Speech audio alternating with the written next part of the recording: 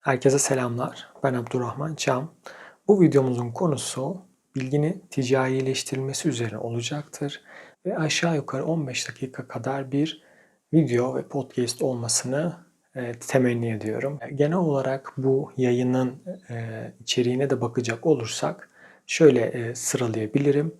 Kelime ve kavramların öneminden başlamak gerekecek burada. Çünkü önce bir tanımlar yapacağız. Bilginin ticarileştirmesi nedir? Bilgi nedir? Tabii alanımla alakalı olarak buraya sosyoloji temelini de koymak istiyorum. Sosyolojik bilgi nedir? Bir anlamda ve hangi alanlarda sosyoloji iş yapılabilir? Sosyolojik iş yapmanın hangi alanlarda daha faydalı olacağı ile alakalı da bilgiler yer alacaktır. Genel olarak bu şekilde başlıkları saydıktan sonra fazla vakit geçirmeden hızlıca bu konuyla alakalı başlamak istiyorum.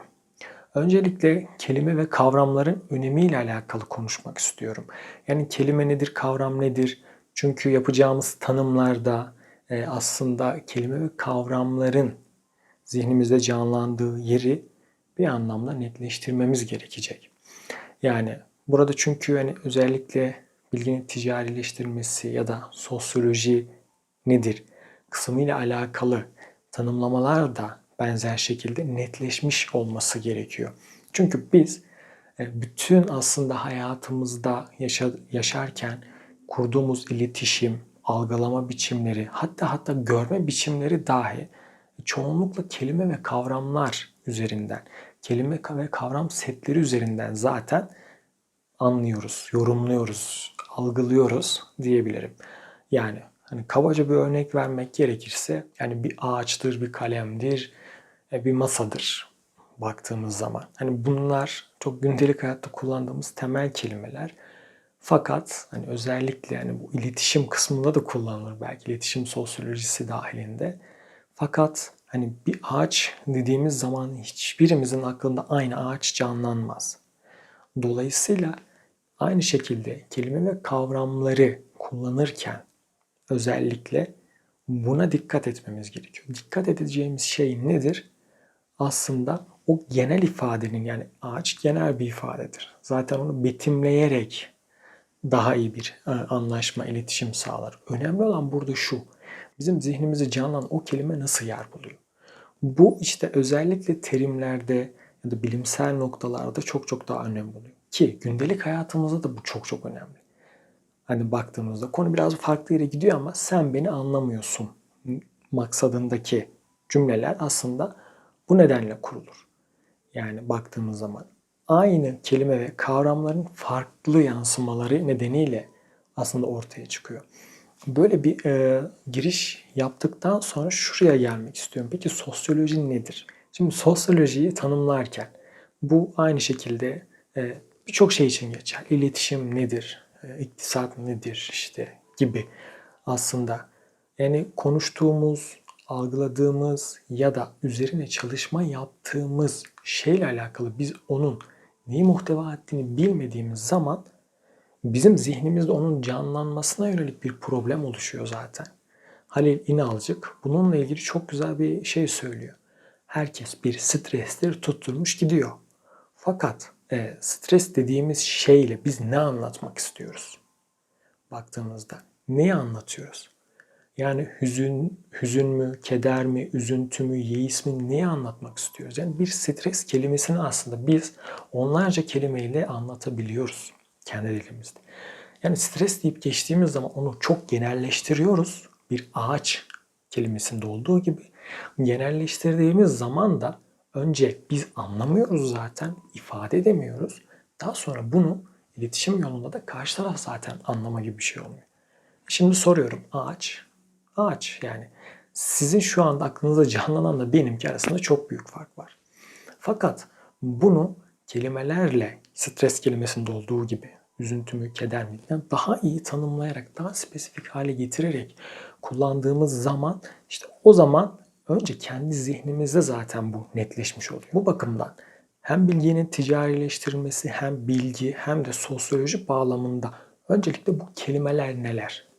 Bu kelimeler, bu kavramlar nasıl tanımlanmalı? Ya da nasıl tanımlanmasından öte Hani biz bunu nasıl algılıyoruz? Biraz onun üzerine konuşmak gerekecek. Peki hani sosyolojiye gelelim. Sosyoloji nedir? Sosyoloji genelde toplum bilimi olarak ifade edilir. Fakat toplum bilimi kelimesine baktığımız zaman bu o kadar kısıtlı, o kadar genel bir anlam ki aslında hiçbir yargı içermeyen, hiçbir aktiflik içermeyen, yani pasifize olmuş bir kelime olarak karşımıza çıkıyor. Toplum bilimi. Yani toplum bilimidir gibi bir yüklem cümlesi bile değil. Hani baktığımız zaman. Bu özellikle sosyoloji öğrencileri de sosyoloji mezunlar arasında sosyoloji nedir'e, toplum bilimi gibi kısa cevaplar ya da bu şekilde bir anlamlandırma verildiği zaman bundan hiç kimse bir şey anlamıyor. Doğal olarak buradan ortaya çıkacak herhangi bir şey de olmuyor maalesef. Çünkü öncelikle biz sosyolojinin ne olduğunu bilmiyoruz. Keza aynı şekilde bilgi nedir? Hani çok kullanırız bunu. Bilgi, bilgi, bilgi, bilginin ticarileştirilmesi, işte bilginin arkeolojisi, yani ne bileyim hani birçok şey, ama buradaki bilgi nedir? Önce onu bir anlamamız lazım. Ya da bir makale yazıyoruzdur. Önce makale nedir? Hani baktığımız zaman ya da video çekiyoruz. Video nedir? Onun içerdiği muhteva nedir? Bunlara öncelikle bakmamız gerekiyor. Nasıl oluşur? Nasıl gelmiştir? Nasıl devam etmektedir? Onun bir içeriğine, onu bir anlamlandırma sürecine, zihnimizde canlanma biçimine öncelikle netleşmemiz ve bakmamız gerekiyor. Bunu yaptıktan sonra ortaya çıkacak meseleler çok çok daha netleşiyor. Yani şimdi hani videonun daha uzamaması açısından ve daha sıkıcı olmaması bağlamında bununla ilgili yazmış olduğum bir yazı var zaten.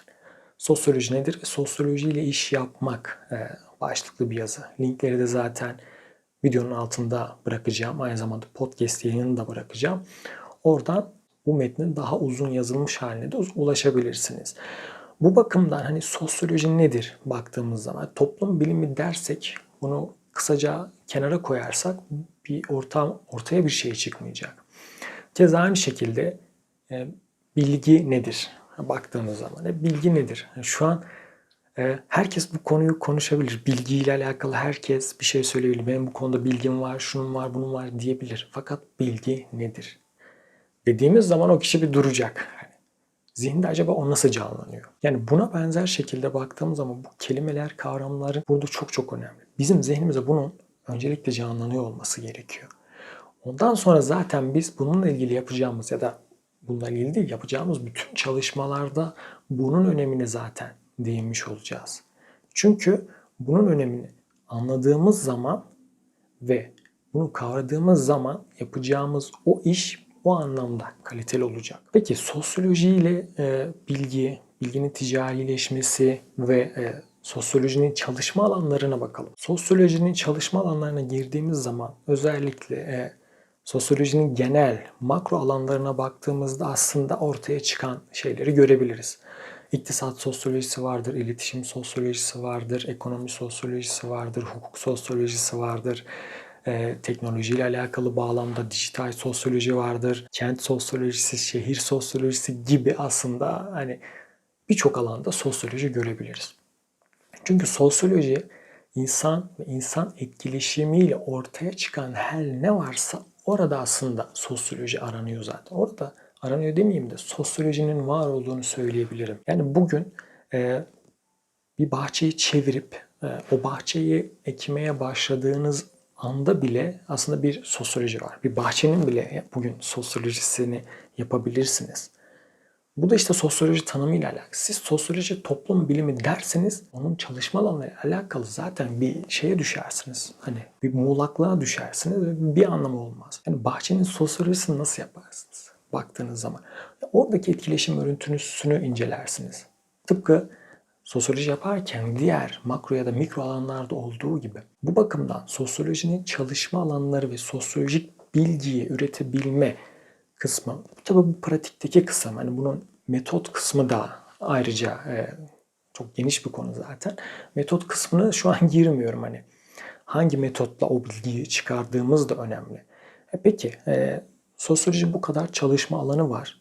Sosyoloji ile alakalı bu kadar alanları da sıraladık. Mesela hani iktisat sosyolojisi olsun, iletişim sosyolojisi olsun gibi, aslında baktığımız zaman kent sosyolojisiyle alakalı da benzer şeyler söylenebilir. Bu kadar alan sosyoloji ile alakalı. Peki buradan çıkan bilgiler, pratikler, deneyimler nasıl ticari hale dönüşür?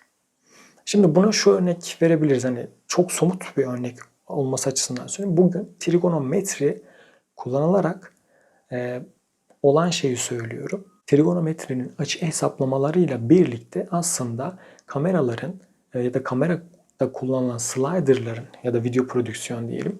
O slider'ların aslında yönelimleri, açıları, kameraya göre ayarlanma şekilleri ya da obje takibi gibi şeylerde bu kullanılıyor. Yani trigonometrideki işte o sinüstür, kosinüstür hesaplamaları, yani orada var olan bilgi bugün slider'larda bir üründe ticarileşmiş olarak karşımıza çıkıyor. Bu çok net. Hatta bununla ilgili Kadir Köymen'in de bir videosu var. Onun da linkini videonun altına bırakıyorum. Diğer bir noktada ise peki sosyolojik anlamda bilginin ticarileştirilmesi nasıl olacak? Sosyolojik bilgiyi biz nasıl kullanacağız? Aslında çok bu kısma geldiğimiz zaman burada yöntem kısmı da ortaya çıkıyor. Yani hangi yöntemi kullanıyoruz? Kullandığımız yöntemle birlikte elde ettiğimiz veriler ve veriden ulaştığımız bilgiler neticesinde biz bunu sosyolojik bilgiyi nasıl ticarileştirebiliriz? Başta da söylediğim gibi sosyolojinin birçok çalışma alanı var ve insanın etkileşimine dayalı birçok şeyde sosyoloji aslında var. Dolayısıyla sosyolojik bilgi de bir anlamda bu kadar fazla oluyor. Peki buradaki sosyolojik bilgiyi nasıl, ne şekilde ticari bir hale getirerek aslında sunabiliriz? Bu da şöyle açıklanabilir. Tabii bunlar hani çok kısa bir videoda ya da podcast'te anlatılacak şeyler değil. Çok kısaca özet olarak bahsetmek istiyorum bu bakımdan. Evet, sosyolojik bilgiyi biz nasıl edindik? Hangi yöntemle edindik? Ne şekilde edindik? Şimdi buradan yola çıkarak edindiğimiz bilgi, ama bu bilgi hani şöyle bir bilgi değil. Hani böyle kısa yoldan aldığımız, böyle kitaptan okuduğumuz bilgi değil baktığımız zaman. Bugün işte Marx'ın, Weber'in kavramsallaştırılmaları üzerinden edindiğimiz bilgiyi ticarileştirmemiz çok kolay değil. Çünkü o bilginin üretildiği yer, metot aynı bağlamda değil. Yani burayla bağlı değil. Ya da oradan ortaya çıkacak ürünler bir anlamda bütün yeri kapsayacak şey değil. Ama trigonometrideki örnek evet bütün şeyi kapsayacak şekilde. Bu bakımdan burada o bilgi ürettiğimiz metot kısmı önemli oluyor. Buna çok iyi dikkat etmek gerekiyor. Dolayısıyla orada elde edindiğimiz bilgi, yani çünkü sosyolojik bilgiyi biz edindiğimiz zaman o bilgiyi nasıl ticarileştireceğiz? Yani bunun çok aslında basit örnekleri var. Önce anket yöntemini kullanırsınız.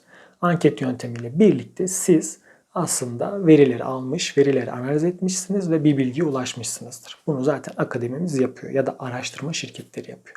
Bugün zaten araştırma ve danışmanlık şirketlerine baktığımız zaman bu bilgiyi ticarileştirme ile alakalı çalışmaları var. Fakat buradaki kısım hani daha çok hizmet alanında ortaya çıkıyor. Bunu bir de inovatif yöne çevirdiğimiz zaman işte o zaman iş başka bir boyuta gidiyor ve daha kaliteli işler ortaya çıkıyor. Sosyolojik bilgiyi kullanarak aslında ticarileştirerek bir üründe, bir hizmette ortaya çıkararak aslında çok daha nitelikli ve kaliteli işler yapabiliriz. Şu anda da videomuzun sonuna doğru geliyoruz. Kısa kalmış durumda. Onun da farkındayım hani. Ama bir ikinci kısmıyla, inovasyon kısmıyla özellikle ya da sosyolojik bilgi ve inovasyon kısmıyla da ikinci seri olarak da bu videoyu devam ettirme planımda olabilir. Evet, dinlediğiniz için teşekkürler.